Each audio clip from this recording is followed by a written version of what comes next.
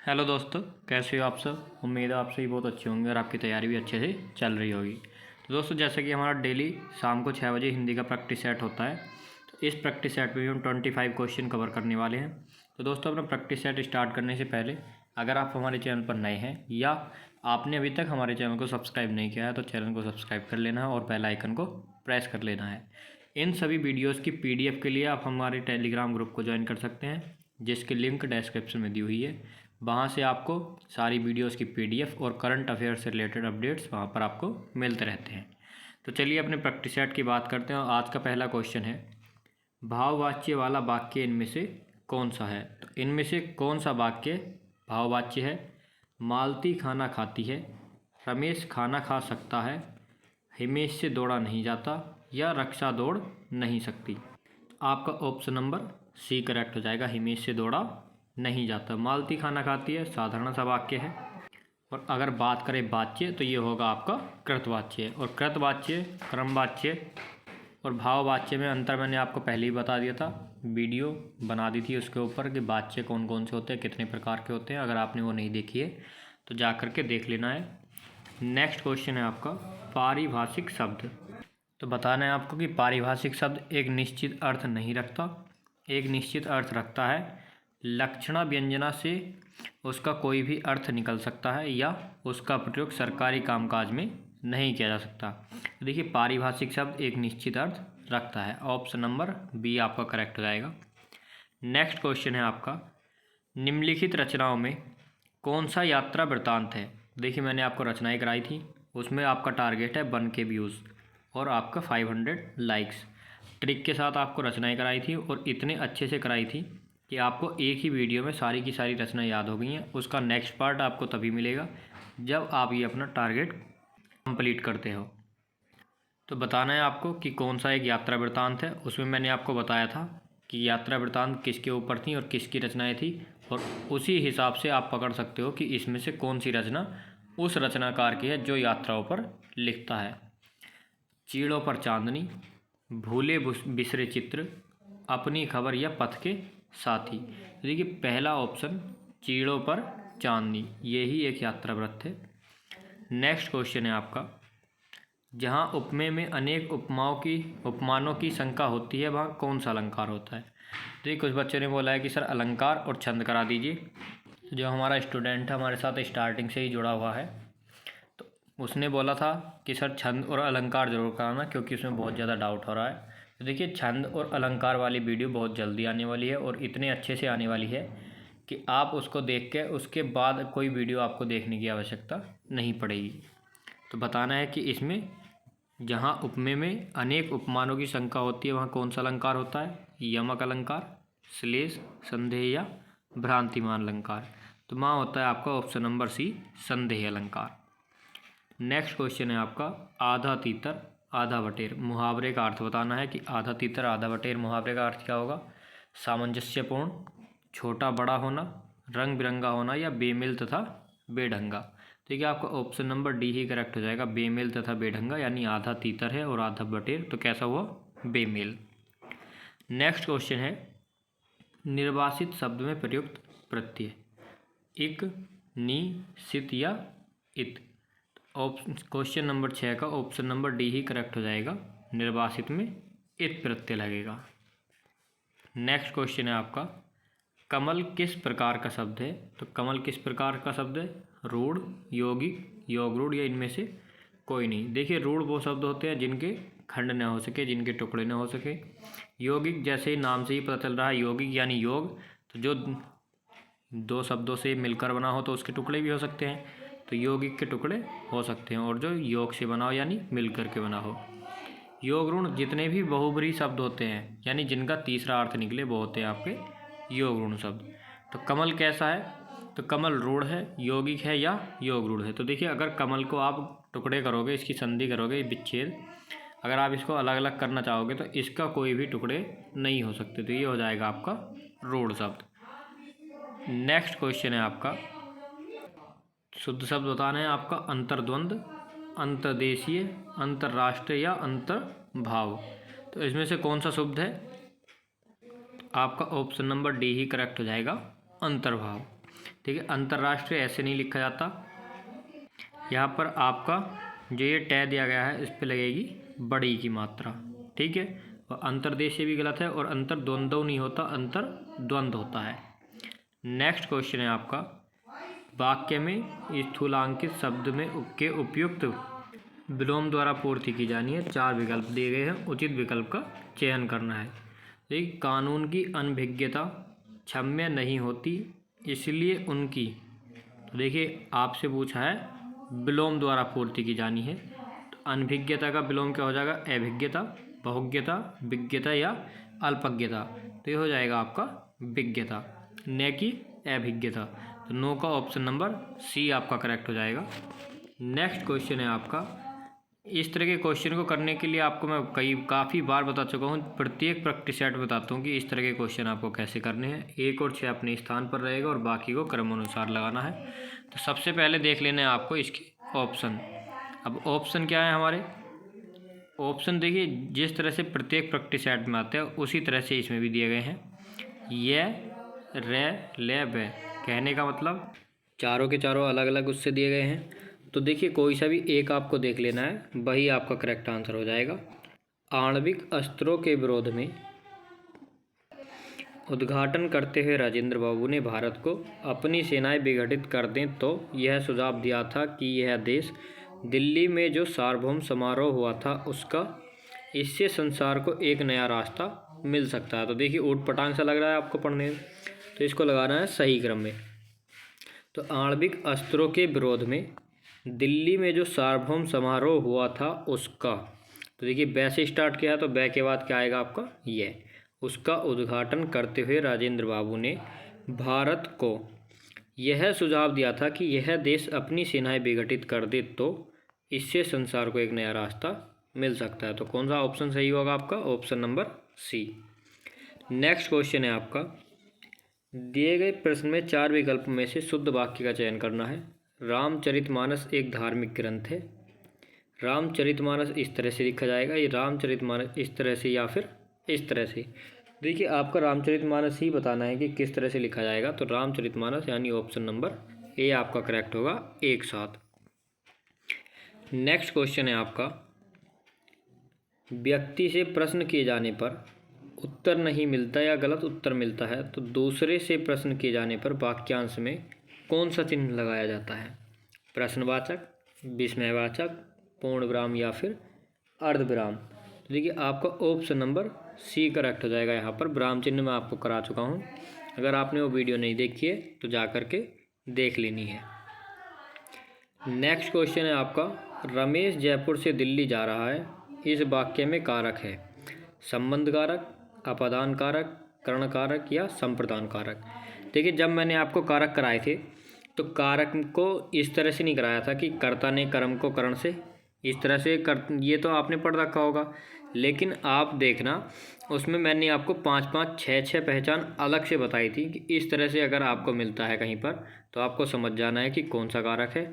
तो उसमें extra example के साथ और सभी को एग्जाम्पल के साथ बताया था, बहुत अच्छे तरीके से आपको समझाया था। जिन बच्चों ने वो वीडियो देखी है उन बच्चों ने ये क्वेश्चन अभी तक कर भी दिया होगा, और अगर आप उस वीडियो को देखते हैं तो आपको कोई और वीडियो देखने की आवश्यकता नहीं पड़ेगी।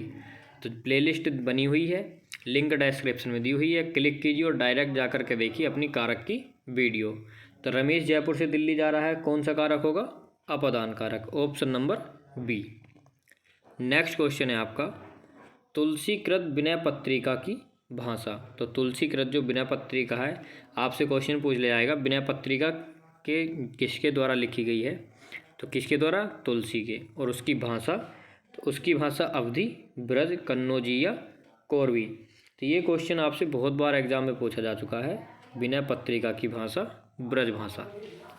निम्न वाक्यांश में अनेक शब्दों के लिए एक शब्द का चयन करना है।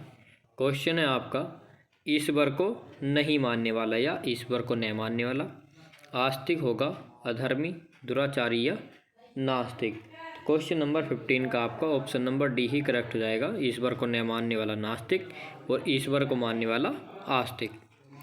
देखिए क्वेश्चन नंबर 16 से 20 तक आपका गद्यांश दिया गया है, ध्यानपूर्वक पढ़ना है और प्रश्नों के सही उत्तर का चयन करना है। तो चलिए पहले गद्यांश पढ़ लेते हैं। देखिए जो विज्ञान से रिलेटेड आपके गद्यांश होते हैं वो थोड़े डिफ़िकल्ट होते हैं, थोड़े टफ होते हैं, तो इसको बहुत ध्यान से पढ़ने की आवश्यकता है। आपको थोड़ा सा बोरिंग सा लगेगा। जो कल का और परसों का हमारा गद्यांश था वो बहुत ही इंटरेस्टेड गद्यांश था, उसको पढ़ते ही आपने उसके आंसर कर दिए थे, लेकिन आज बहुत ध्यान से पढ़ने की आवश्यकता है इसको। तो चलिए अपना गद्यांश पढ़ लेते हैं। तो विज्ञान के कई तरीकों से मानव को खुशहाल बनाया है। किसने? विज्ञान ने। विज्ञान ने कई तरीकों से मानव को खुशहाल बनाया है। उसके द्वारा मानव को प्रदान किए हुए लाभों की गणना करना मुश्किल है। किसकी गणना? लाभ। आखिरी किंतु कम महत्वपूर्ण नहीं, विज्ञान ने लोगों को बदला है। उसने लोगों को अधिक सभ्य और सहिष्णु बनाया है। देखिए ये तो बताए गए हैं आपको विज्ञान के फ़ायदे। आगे देखिए आगे क्या बताया जाता है विज्ञान के बारे में। एक सहिष्णु व्यक्ति वह है जो दूसरे लोगों के साथ हस्तक्षेप नहीं करता, भले ही वह समझता हो कि वे लोग गलत हैं, फिर भी वह उनसे कुछ नहीं कहेगा, यानी कि दखल अंदाजी नहीं करता। कौन? सहिष्णु व्यक्ति। वह उन्हें अलग तरीके से विश्वास करने के लिए प्रेरित कर सकता है, परंतु वह उन्हें बाध्य नहीं करेगा। पूर्व में मानव जाति की दुर्दशा का कारण यह रहा, क्या रहा, कि लोग अपने से भिन्न विचार रखने वालों को सहन नहीं कर सके। इस प्रकार की असहनशीलता विशेषकर धार्मिक मामलों में पाई जाती थी।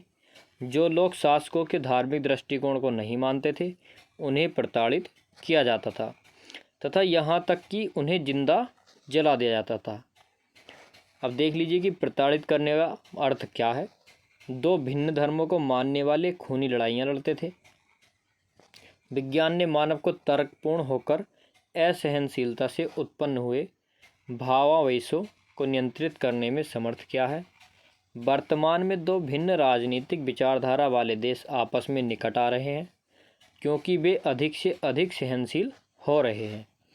यदि विज्ञान ने युद्ध के भय को बढ़ाया है तो उसने अनंत शांति की संभावना को भी बढ़ाया है जो सहनशीलता से आएगी।